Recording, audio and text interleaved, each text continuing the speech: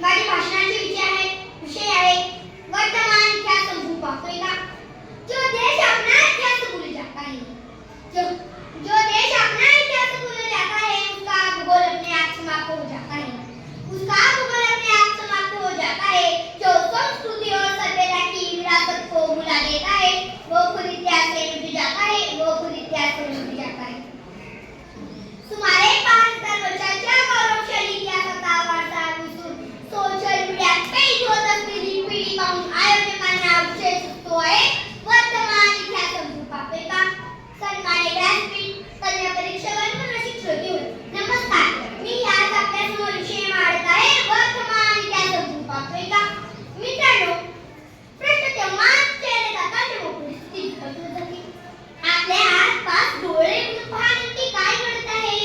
जो तो आपल्या मोबाईलमध्ये, कॉलेज खेळामध्ये गुंतला आहे, पुस्तक वाचन करण्यात जमा आहे, गावात वाचलेले कोठे आहे, कोणाला तरी विचारून बघा। लोक एक कामकडे बघत म्हणतील, हे वाचनालय काय भानगड आहे। इतिहासाचा आरसा व वारसा दाखवणारी पवित्र जागा म्हणजे वाचनालय।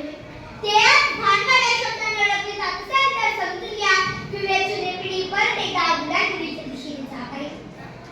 किताबें करती है बातें बीते जमानों की, किताबें करती है बातें बीते जमानों की, दुनिया के इंसानों की, आज की कल की, एक एक पल की, खुशियों की गमों की, फूलों की गमों की, जीत की हार की, प्यार की मार की, क्या तुम नहीं सुनोगे इन किताबों की बातें। किताबें कुछ कहना चाहती है, तुम्हारे पास रोना चाहती है, तुम्हारे पास रोना चाहती है। आजची पिढी आपल्या महापुरुषांच्या दैदिप्यमान इतिहासापासून दूर जात आहे। सम्राट अशोकाचे हृदय परिवर्तन, चाणक्याचे चाणक्यनीती, पानिपतचे रणसंग्राम, सुरतेचे लूट, वीरांगना राणी लक्ष्मीबाईंचा लढा, भारतीय स्वातंत्र्य युद्ध व कारगिल युद्ध से एक ना अनेक प्रेरणादायी प्रसंगातून आपण आपला वारसा, संस्कृती व इतिहास जपत आलो आहोत। पण दुर्दैवाची गोष्ट अशी की जीने के है 4 दिन बाकी है बेकार दिन अशी म्हणता ही पिढी स्वकेंद्रित बनत आहे। त्यागाची जबाबदारी भोगाने घेतली आहे। हा प्या मौज आणि मरा असा नारा दिला जात आहे।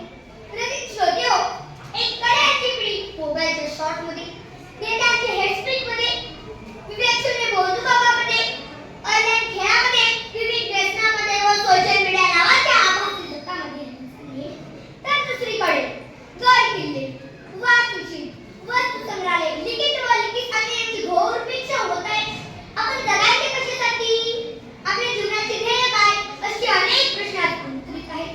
वर्तमान काळाची पिढी चंगळवाद, फॅशन, आळस व द्वेषाच्या दलदलीत अडकत चालली आहे। वर्तमान काळाची